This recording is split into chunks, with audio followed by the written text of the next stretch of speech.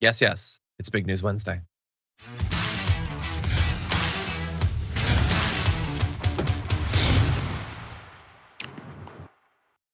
Welcome back, one and all, to the biggest of news days, Big News Wednesdays with me, John Arilla, and Jayar Jackson. Jayar, how's it going? Oh, it's going. It's going. I revealed everyone at the back end of my show that as the day goes on, I'm getting increasingly more tired. I don't know what's wrong with me. Well, it's still morning, so I'm a little bit worried about what's gonna happen later on. Thankfully, in about an hour and a half, you can go to sleep or something. You'll be fine. But the news will continue, and thus so must we. And of course, I'm gonna be joining Anna Kasparian on the Young Turks second hour later on today. But anyway, glad to have you here. I assume you're tired because I absorbed very secondhand from Twitter that sports stuff was happening yesterday. So I assume that's part of why you're tired. Regular sports things, I mean basketball games and such, but the big stuff was over there. Monday was the last big NFL playoff game though. But yesterday, I think I must have missed something if it's such a big sports day. I don't know. It was something with a ball and there was a field. I don't know.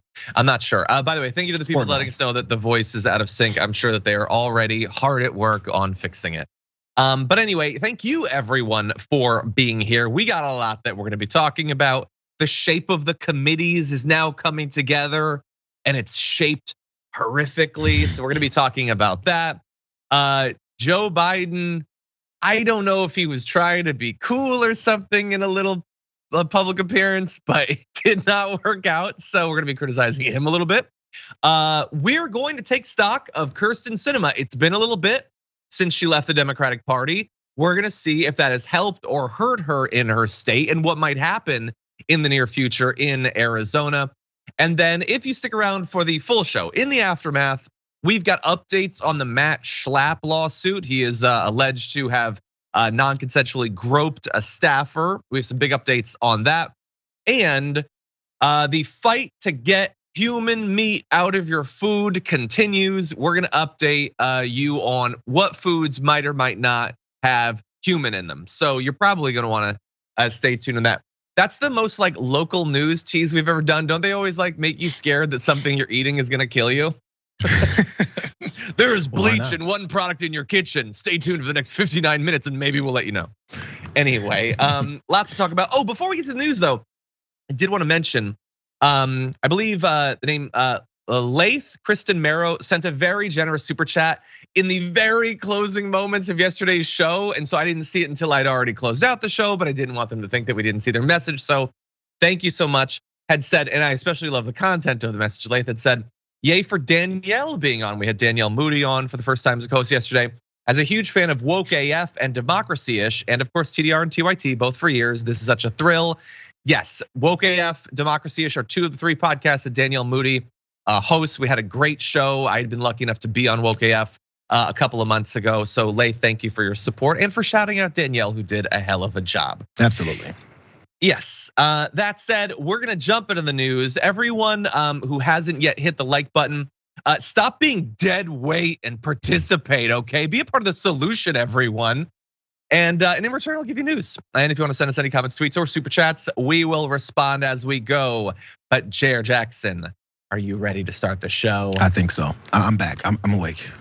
Okay, he looks awake. We're gonna have him for a good 20, 30 minutes, then it's coasting from there. Okay, let's jump into this. It's a new year and a new you, and unfortunately also a new Republican majority in the House, which means they get to choose committee assignments, which means, oh dear God, what is happening out there? The House Republican Steering Committee, which makes these choices, has placed Lauren Boebert, Marjorie Greene, and Paul Gosar on the House Oversight Committee, which is, in the best of times, an important committee. And these are not the best of times. That's really the only committee where basically anything is gonna be done over the next couple of years. And the idea that you're putting these certifiable madmen and women on there does not bode particularly well. If you're not familiar with these figures, first of all, welcome to 2023, welcome to American politics. Here's why we're concerned.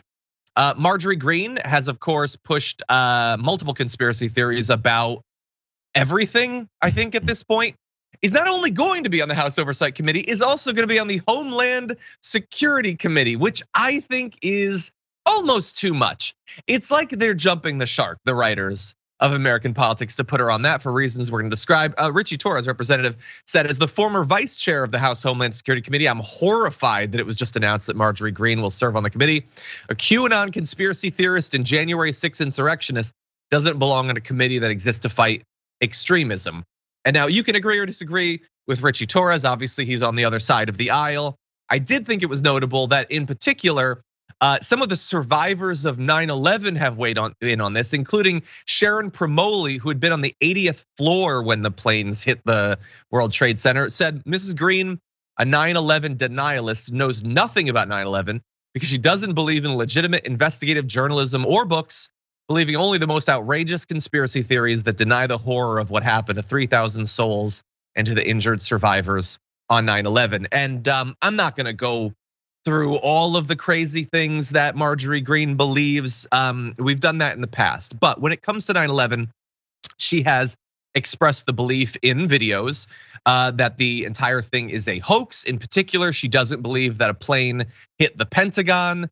And so the idea that she would be on the committee that was created in the wake of it and is supposed to safeguard the security of the homeland going forward, when she believes that all of that was made up. And as we'll get into, every other conceivable threat to our safety is also probably a hoax. Seems a bit ridiculous. Jayar, what do you think? Well, it's one of those things, once you've identified as a self-serving member of Congress, now you put on the Department of Homeland Security, or at least as far as the committee overseeing this type of stuff, like who are you working for? We already know obviously that she's working for one particular group of people, but where's the trust in that happening? I mean, again, we expected it. McCarthy promised it months before they even won their slight majority in the House. So we knew it was going down, we just didn't know where it was going down. So then the thought then comes, well, why this one? Why not something smaller? We know that she backed him up for that speakership vote over and over and over, 15 times over again. But this is what she gets. I guess it has to be large enough for her to have that kind of, I guess, attempted influence on the whole thing. Maybe he specifically told her it's this one. What is it that she wants to do with it though? Because each of these folks, each of these Congress people want to be on specific committees, most likely the more powerful ones, because what they're looking for is power. But to do what? Guess we're waiting to see that part. Yeah, no, I have no doubt that this is why she was such a big supporter of Kevin McCarthy. She asked to be on this committee, she was put on this committee. I mean, she probably also just generally wanted to be on committees again because she hadn't been since she became a representative, but she asked to do this, which is why, by the way, when she was saying, like during the speaker battle of people like Lauren Boebert and Matt Gaetz, like this is all self-serving, this is about them wanting things. She had already been given what she wanted. That's a quaint little position from which to attack other people who are just as ridiculous as you. So she got what she wanted, and why wouldn't she want to be on the oversight committee? The oversight committee is supposed to provide, you guessed it, oversight. Over the next couple of years, the sort of oversight that they will be providing is over, I don't know, whatever a random person says on 4chan about Hunter Biden, or God knows what will be next. And so you're gonna have a bunch of insane conspiratorial hearings that they are going to use to create sound bites. That's all that it's going to be, to raise their profile. They don't have any expectation that they're gonna take down the Biden presidency or put Hunter Biden in prison or anything like that. Dr. Fauci is gonna be, sent to the gallows or something. They want you to believe that. That's not really what it's about. It's about demonstrating to the base that they're the kookiest one of the lot, that they believe the craziest things, and they will have a position from which to do that. And it's really a great gig for Greene because she can show up to one of these things, say something insane with no basis. She doesn't have to do any work. It's not like she's gonna be meeting with constituents over the oversight committee or doing research to put together legislation or anything like this. This is exactly what she needs. It's all of the spotlight and none of the obligation to actually deliver for her constituents. And so it's also a big change for her because, as I alluded to, back in February of 2021, the House voted to strip her of all of her committee assignments, including on the education committee, which was always a hilarious place for her to be, because of her racist comments, advocating for violence against politicians, including Nancy Pelosi, and endorsing basically every conspiracy theory that has ever been thought of. By the way, 11 members of the GOP voted to strip her of those committee assignments. It was a big move. Like, you don't generally do that, but it felt like it was necessary for her now because this is always the way American politics works. The GOP or an individual there does something so insane and dangerous and unprecedented that the norms are violated and there has to be some sort of consequences. And now that the consequences have been reached, the right will use that as justification to do that to whoever they want. And so Schiff or Swalwell or Ilhan Omar, they're gonna be stripped off their committees because now we're in the business of stripping people off of committees. I mean, never mind the fact that Marjorie Greene was liking comments saying that somebody should put a bullet in Nancy Pelosi's head. Let's forget about why she was stripped from her committees. Now it's just something that's done and we're gonna apply it to whoever we want. That's the sick system that we live in. Yeah, we also find her, there's other aspects. The list I feel like could go on and on. She showed up at Fuentes' white supremacist rally. She openly supported that. She's still talking about the stolen election. Has she disavowed Donald Trump yet? All these things are on her resume, if you would, about what she's been doing already in Congress. But also, look, there's those 11. You said there's 11 Republicans that also voted for her to be off those committees. There's still some disapproving Republicans. They may not be all that vocal right now, but maybe there's some of them are on the Homeland Security Committee. Maybe some of them are going to try and keep her in some kind of check from things that she may want to do. Because again, it is a committee. So I'm trying to at least keep it in perspective for how much power and how much influence she can have, this one person. They may just go the normal crazy route that establishment Republicans like to push rather than the crazy MAGA ones. Yeah, maybe. I mean, that's my bit of optimism, I guess.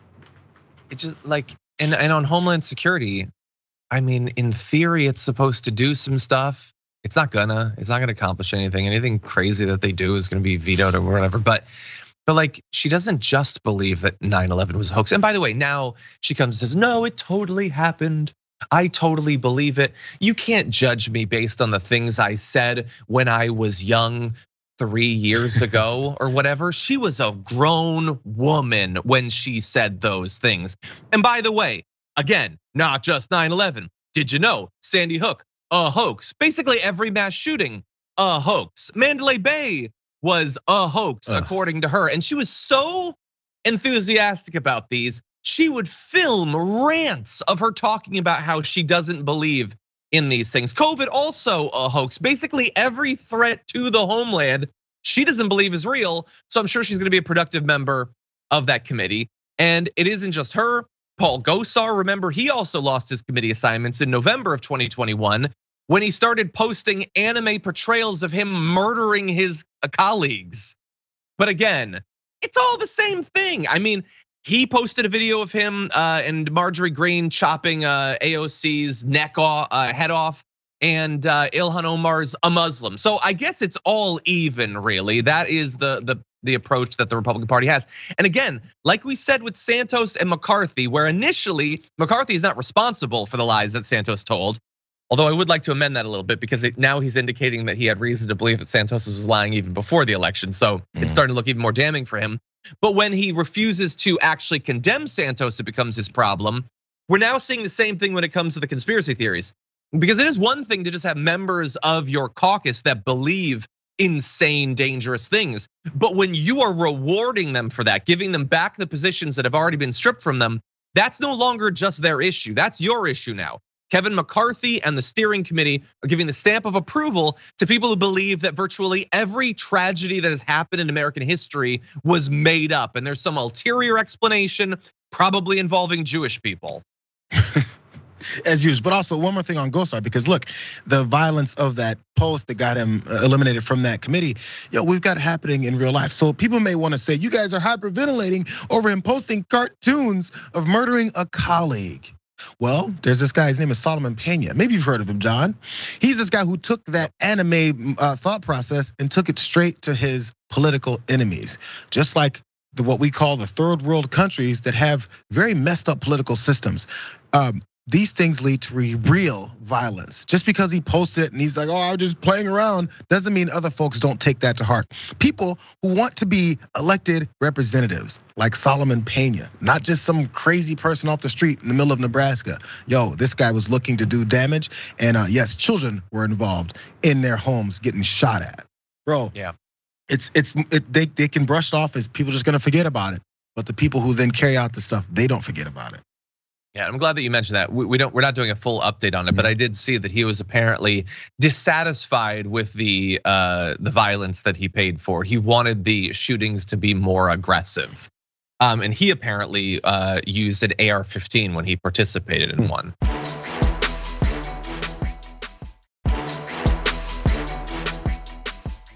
In any event, Boebert, Greene, Gosar aren't the only ones who got committee assignments.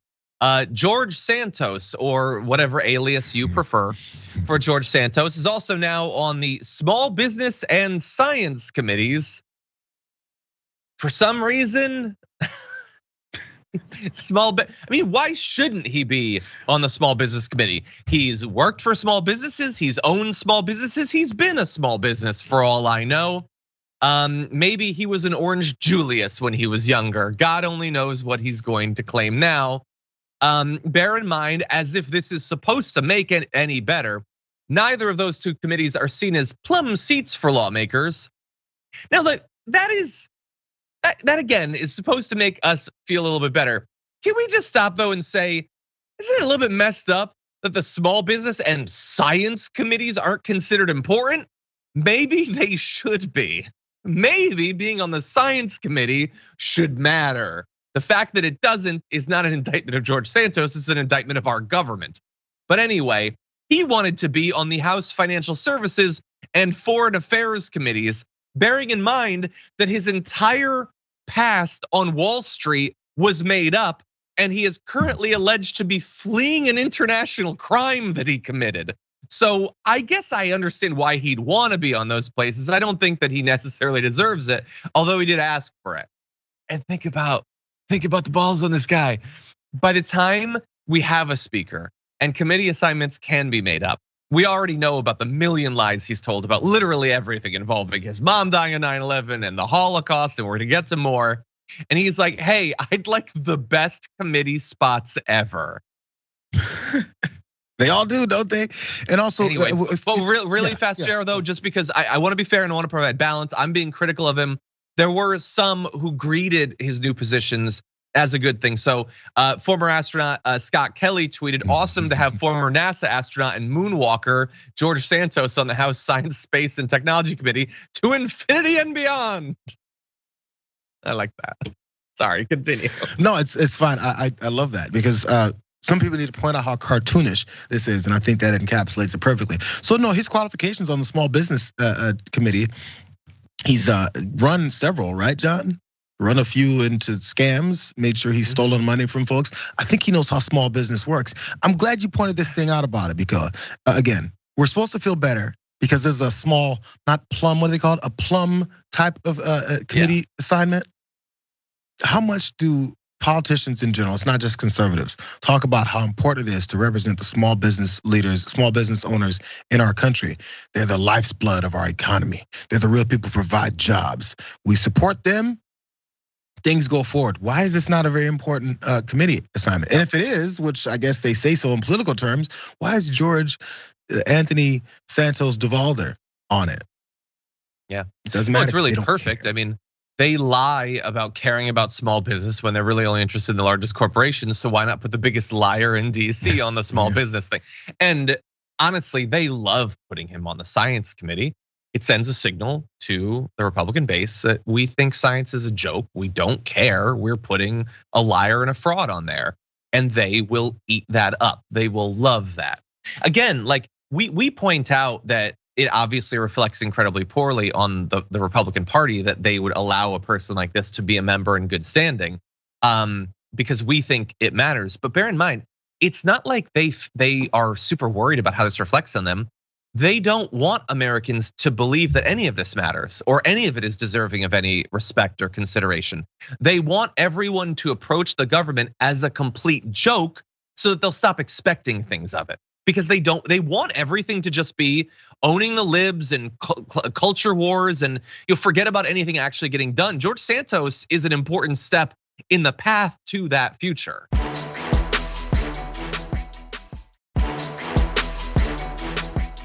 Anyway, with that said, we do have more orange on George Santos. Shockingly, I know. Let's jump into this video. How long did you actually live together? we were only roommates for a few months. And I also knew him as Anthony Zabrowski. So you knew him. Why did he say he had two names then? Well, he used Zabrowski for his Friends of Pets United, his GoFundMe. And he would say, oh, well, you know, the Jews will give more if you're a Jew. And so that's the name he used for his GoFundMes. Dear God, I try not to cover all of the new George Santos lies, but this one hits kind of home. Not the fact that he went with 3 different names. I'm gonna fact check Anderson Cooper. He goes as Zabrowski, DeValder, and Santos, depending on the situation. Is he trying to fleece a religious group? Then maybe he'll change his name accordingly. And again, the idea that he would talk about Jewish Americans that way is just reprehensible, but that's not why we're covering this. It's about the charity that individual referenced in the video. Because remember, he, in addition to being a titan of Wall Street, also wanted to help pets. The issue was that's not who he was actually helping. A US Navy veteran in New Jersey apparently seeking to save his beloved service dog from a life-threatening stomach tumor was connected with a man who called himself Anthony DeValder, who promised to raise the $3,000 required to pay for the animal's surgery. DeValder was, of course, actually George Santos, and he quickly disappeared from the veteran's life with all the money he'd raised for the dog. This is reporting done by Jacqueline Sweet for The Patch, by the way. So Richard Osthoff, 47-year-old veteran, told the New York outlet that Santos closed the GoFundMe in 2016 after they had fulfilled their fundraising goal and then some. So they raised more than the $3,000. George Santos stole it, robbing the dog of the medicine needed to take out the tumor, robbing the the veteran of any chance of the animal's life being saved. The dog, by the way, died. Okay, Sapphire did end up passing, and Osthoff, who had been out of work for over a year, turned to panhandling to afford the animal's euthanasia and cremation. Quote, one of the most degrading things I ever had to do. So George Santos robbed a veteran of crowdfunded money to save the life of a dog, and the veteran had to go beg on the streets to cremate the dog after it died. And that is among the sickest sequences of sentences I've ever needed to say on this show. And right now, he's going to get some new clothes to wear to the science committee because everything worked out fine for him. Not for Sapphire and not for Richard Osthoff, but for DeValder or Zabrowski or Santos or whatever the hell his name is. Everything's working out great for him, Jayar. I want you guys to think about how much this is for. I mean, maybe it's just over 3,000, but the goal there was 3,000 for this Sapphire, who was this guy's companion as he was alone, this veteran, thanks, good job, United States of America, out on the streets with the only thing he's got. And Anthony DeValder, George Santos frauded him for $3,000. It does sound like a decent amount of money for folks who have to struggle so much, but this guy went through all this trouble for $3,000, who then went on podcasts to brag about his self-made self and how he put himself through college. Colleges he never went to, but as long as he points that out, for $3,000. In New York, what does that get you, 1 month of rent in a box? Yeah, That's what he did this for. 100%. Really fast, just because that is by far the worst lie. And oh, by the way, related to this is the person so far that they've identified that he robbed in this charity, but just wait. He had posted this. He's raising money for Zizi, another dog, and he posted this himself. He said at one point, "For the most of you that know me, you know how serious I am with my work and the transparency it has." The idea, this guy continually projects. Anyway, that's not the only new lie. He lied about getting double knee replacements due to him being a star college volleyball player. He wasn't a star player. We have no verification that he's ever played volleyball in his life. He didn't go to those colleges. Did he even get the knee replacements? God only knows. He also said in August on the Steak for Breakfast podcast that he used to go to the Met Gala, but now they're discriminating against him based on his ethnicity, orientation, and political opinions. There is no evidence that he's ever been to the Met Gala. Tickets are $30,000 and it's invite only. Someone who is robbing vets for their dog's tumor money probably wasn't going to the Met Gala. And you reference this, Jayar, in a podcast back in 2020, he also said, "I put myself through college and got an MBA from NYU and I have zero debt." I hate looking at youth today and seeing them sitting on their behinds. He didn't go there. He didn't get that degree, but he used it to attack young Americans who are burdened by student debt now. I think it's clear now. This is worse than the Herschel Walker stuff, right? I mean, Herschel Walker is more violent and everything in some of the incidents, but in terms of the lies, Herschel Walker did some of the stuff he said he did. George Santos cannot go one appearance without lying about something shocking. And actually, Herschel Walker was a little uncomfortable once he was beginning to be exposed for all those lies. Santos does not crack even a inkling of being like, oh man, I think they got me. No, it's continued on. This double knee surgery. Come on, bro. Just some hardcore volleyball playing you did there, kid. Yeah. You know what, George? Let's go on the court, and I'm gonna set you, and I want to see you hit. I want to see you hit a volleyball. Just one time. I want to see what that looks like. Anyway, or if you're not down for volleyball now, could we like box or something? Because after what you did to that dog, I would like to go a few rounds with you, honestly. Yeah, no, I didn't even think about how much that's hitting you, John. Jesus. Someone stealing dogs' medical money. Anyway, he really is Trump-like, the way he despises dogs. Okay, we're gonna take our first break. When we come back, Joe Biden trying to look cool. It's not great. We'll be back after this.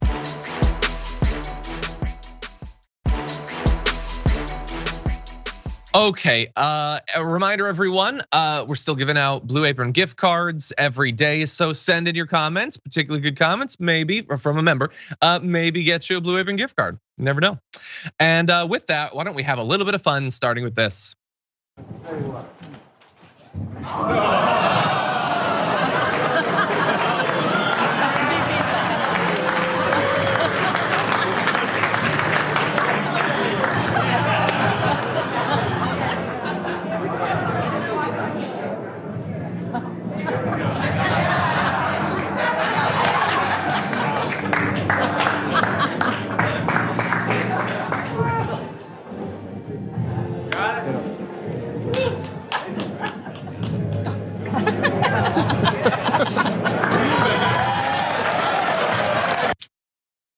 So that is a White House ceremony honoring the Golden State Warriors, who at long last, after multiple years, can come back to the White House without having to provide some sort of fake honor to Donald Trump. And you see there Joe Biden getting down on one knee before Kamala Harris refuses to bend the knee, saying, I'm not doing that. Now she's joking, she's laughing and all that. Also, at some point during the ceremony, Biden mispronounced her name. I think he called her Kamala, but anyway, whatever it wasn't the way that her name should be pronounced. And I feel like, you maybe give him a couple of months for his age before he figures it out, but she's been his VP for more than 2 years at this point. So I think he should probably have it by now. Anyway, what did you make of the taking of the knee, Jayar? Well, I mean, I'm not sure what was discussed just before that. If it's like, because as we know, the head coach there for the Warriors is very vocal about, society issues and everything like that. So I'm not sure if he was giving a head nod to him because they hadn't showed up because of the previous administration and the other 2 championships that they won. But I thought the best part was when he jumped back up and got in defensive position. Yeah. Steve Kerr, the coach. Next to him was Draymond Green, and next to him was Klay Thompson. They're all behind him. And they all 3 put a hand out like, oh no, he's gonna fall. They thought he was stumbling. He was being Grandpa Joe. That's what he was being. But they didn't see his face, so they thought he was teetering forward. And they were like, oh no, gotta catch him. And it's the bicycle all over again. I watched it so many times just to see how many people and the panic on their faces as they thought Joe Biden was going down yet again. And maybe we shouldn't laugh about it, but Sure.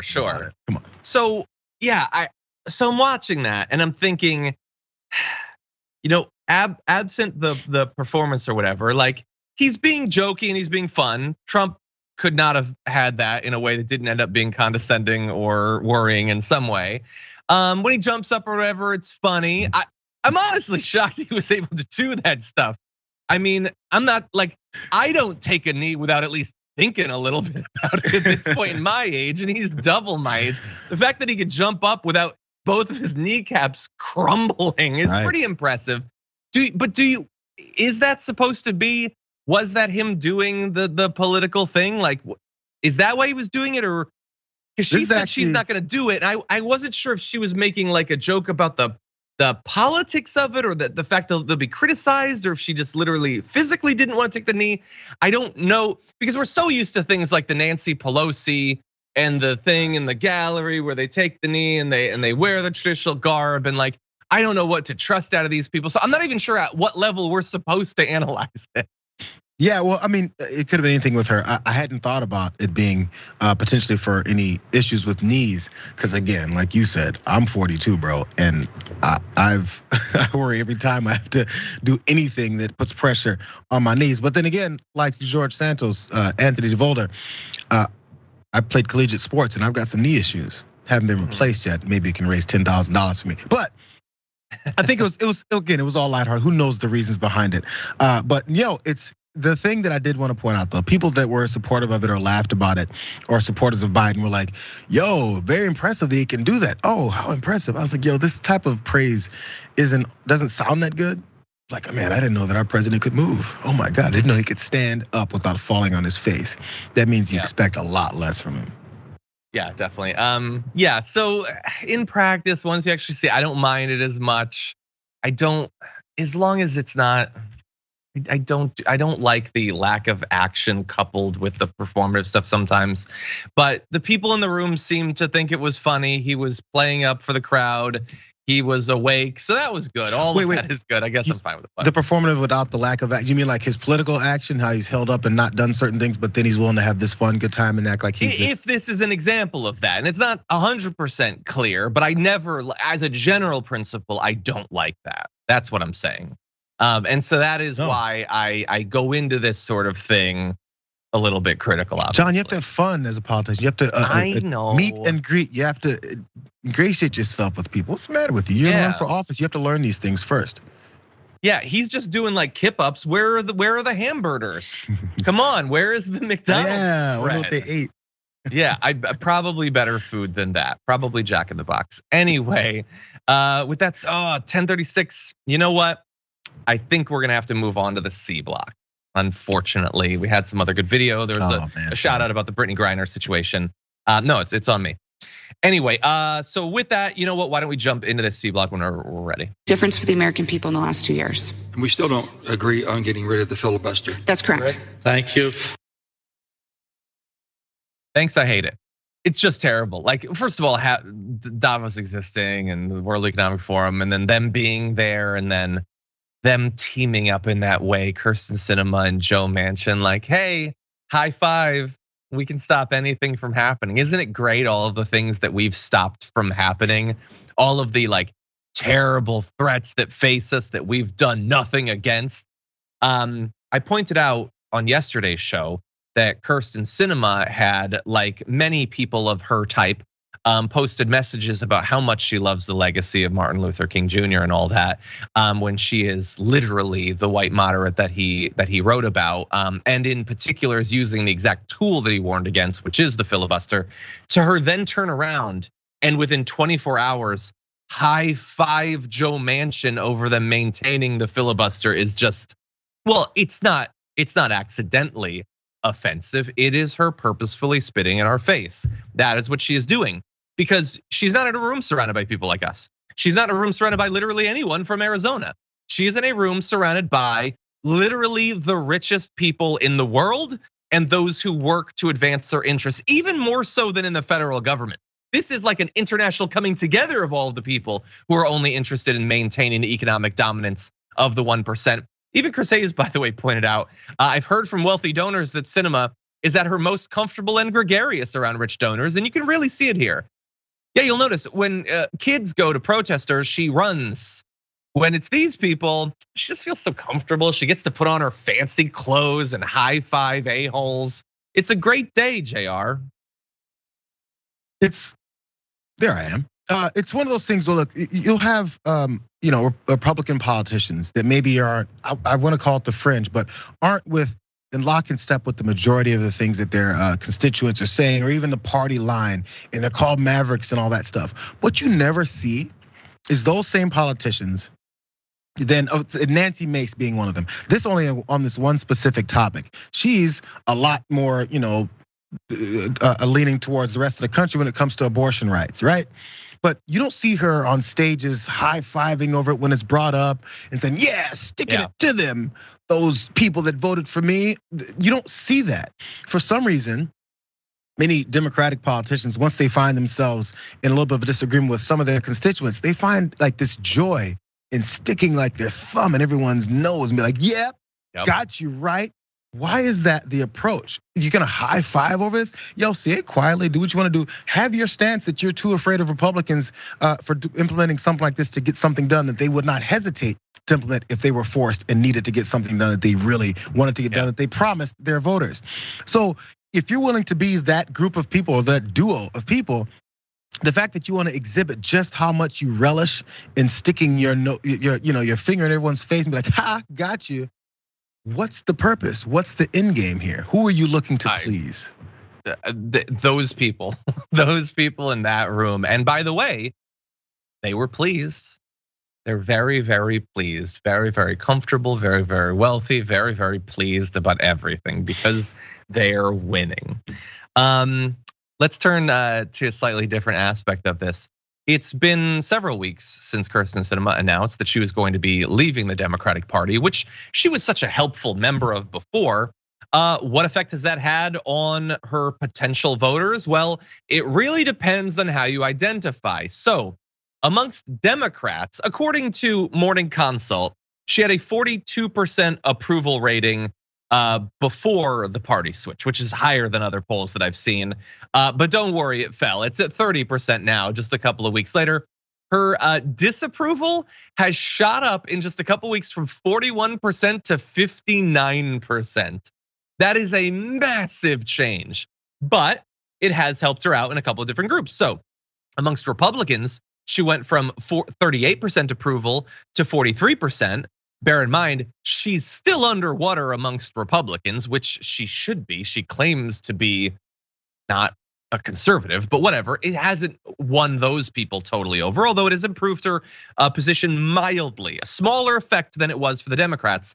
Where it does seem to have helped her is amongst self-identified independents, which I would like you to think critically always about what that term actually means. It doesn't necessarily mean what people would have you believe it means, but she went from 29% approval before the switch to 42% after, and her disapproval dropped from 50% to 43%. So she's still mildly underwater amongst that group as well. So it's helped her a little bit amongst the people who are disinclined to support her anyway. And it's hurt her amongst the people that she would have needed to win over in a primary, but now she won't need to. And so it leaves her in, I think, largely the same sort of position. I think that people just more so know exactly who she is, what she represents. I don't think that she can really hide that anymore. We're gonna have to see what effect it has if she tries to get reelected, Jayar, but I think that people are onto her game in all of these different groups. Well, yeah, she saw it before she switched into the party affiliation. That was the whole idea. Now she's like, I'm free to say and do all these things that I was kind of already saying and doing in the first place. But just at least without the whole, I don't have to answer to you. I'm not a Democrat. That's how this whole thing works. So this is one of those, I've said many times in many instances where we see congressmen and senators do things that are completely against what they said or what they're supposed to be doing. What other job can you step in, have some advancement based off of you not doing anything that the people who elected you or hired you to do? Then after doing it, just flaunt it in front of their faces. Which job allows that? And you can openly say, I'm not doing any of that stuff. As a matter of fact, I'm gonna work against all those things that I previously preached for. And now I'll advance because of it. How does that work? It means they're not working for anyone who voted for them, working for the money. 100%. We have more about this. We're gonna do a bit more of a look forward on tomorrow's show about what some of the more recent data says about how that primary might go down. So definitely tune into tomorrow's program. Bridget Todd will be joining us, and we're gonna take a look forward to what that race might look like. For now, though, we are gonna take a break. Don't go anywhere. We'll be right back.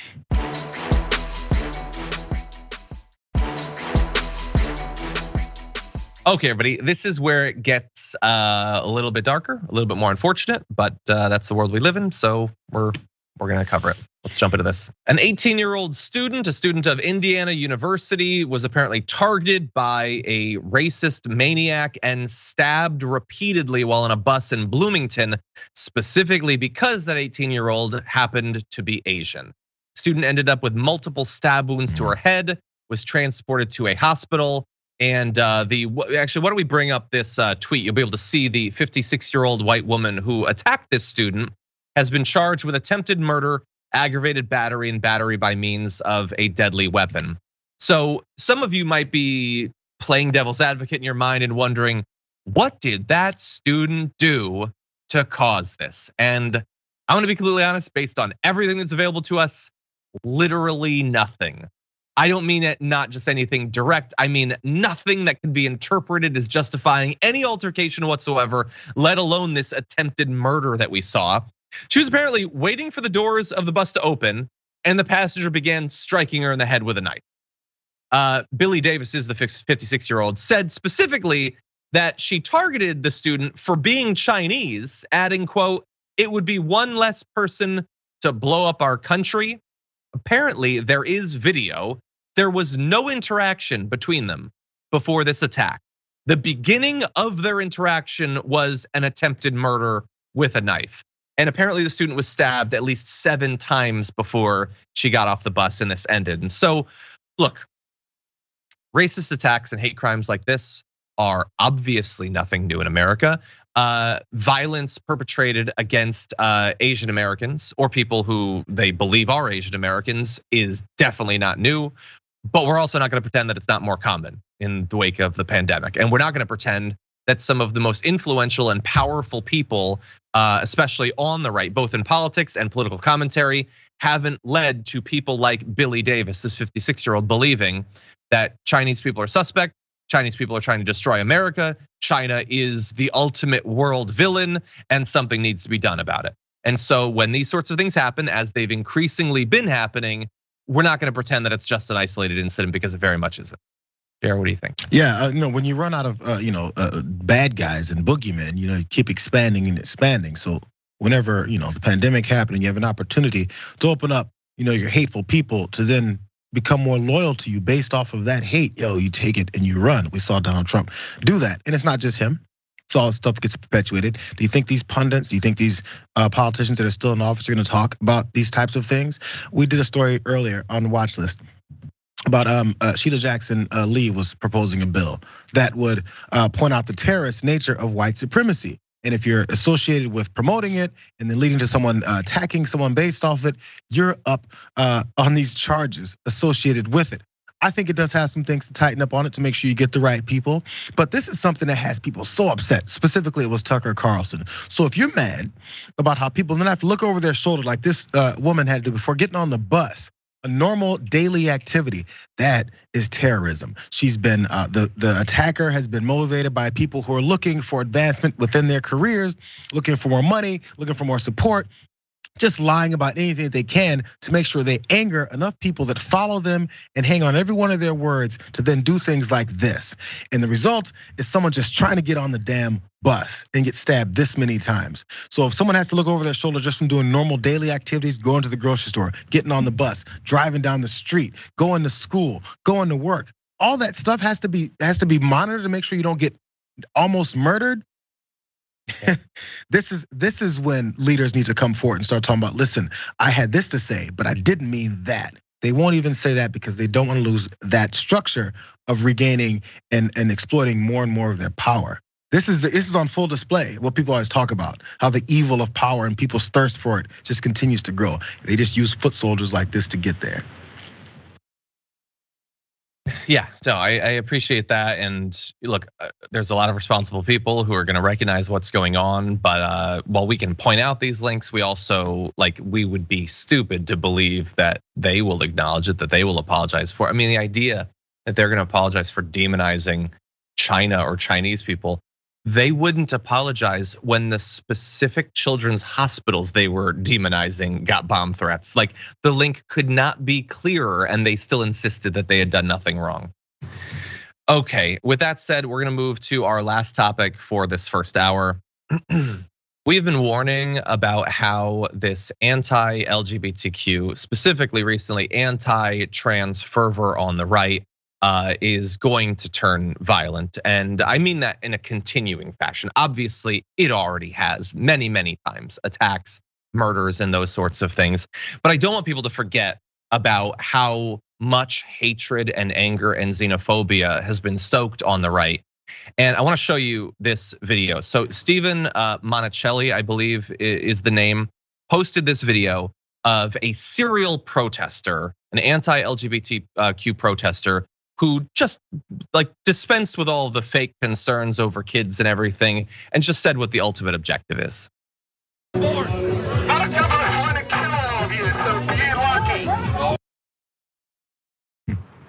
So yeah, just to be clear, that's John Fornace, I believe is the individual, a regular participant in these. His life now, as so many deranged Americans' lives, has become just being told by Tucker Carlson or libs of TikTok or whatever, this is the group that you hate now. Your entire life is hounding them on a daily basis. He stood in the middle of a group of other people, some his political opponents, some people who agree with him, and yelled into a bullhorn that I and others, we just want to kill all of you. And it doesn't look like the other people on his side had an issue with it. It doesn't look like they gasped. What are you talking about? No, it's something, something save the children, something, something drag, you know, the cover story. They seemed perfectly comfortable with him stating that all of this is really just pretext. This is prologue to what we want to do. Someday someone is gonna tell us that it's time to start shooting and we're gonna do it. We're mostly just hanging out until that point. And this guy felt perfectly comfortable to say that, knowing that he was being filmed. Jayar, what do you think? Weird how bigotry and hatred and threats to kill people is so easy to say out in public now with no fear of any kind of responsibility or consequences for it. I can say because my former president said it. He said that we can do whatever we want. These people are coming to get me. So the fear is increasing, but it always responds with fear that turns into this kind of anger and directed violence at folks. Now, if this guy gets attacked, if someone says, "Oh, really?" and they attack him first, he's the biggest crybaby, biggest victim. Can't believe you guys did this to me. Look at how violent these people are. After you say things like that, it's always one of those things. They assume they're the only ones who are willing to do something after they actually say what they're gonna do to this other person. Self-defense is suddenly not a thing for them. But as long as they're the ones attacking, they're the righteous ones with the weapons and the desires for blood. Yo, man, this is straight up terrorism. It's straight up terrorism. If guys can make videos holding hostages of folks that they don't like because of who they are and where they came from and all that, and we're afraid of it, and we're worried about we gotta do something about this, why are we not afraid of this? What's different? What's different? Who the guy is saying it is the difference. It's amazing that he would just say it so openly and not care. It's, by the way, it's not, if you go on the journalist Stephen Monticelli had other videos of the same individual making violent threats with cops around. Because again, they do not feel like the cops are gonna do anything because they feel, and in many cases are right, the cops are on their side. Anyway, how much time do we have? Do we have a sec? Okay, just really fast, just to balance it out, because I can't leave that taste in your mouth. There are good people fighting against this. There are individuals like the guy that we showed you that are terrible. But then you also have high school students doing these major protests, laying out 180 black body bags in protest in Arizona against anti-LGBTQ legislation. This is Support Equality Schools Arizona. They're coming out against these bills that, for instance, prohibit trans girls from joining sports teams that fit their gender identity, that force teachers to hand over student records to parents, even if they contain sensitive personal information, and further ones that are intended to effectively just criminalize drag shows altogether in all contexts. There are young people, activists fighting against this, knowing that they might come up against the sort of person that we showed you in that first video, but they're doing important work. And so thank you to them, to Support Equality Schools Arizona. We appreciate the work you're doing. That's unfortunately all the time we have for the first hour of the show. Thank you everyone who's been listening and on the podcast, watching on the linear streams. There's much more to come on Twitch and YouTube in the aftermath. So don't go anywhere. Jayar and I will be back after this.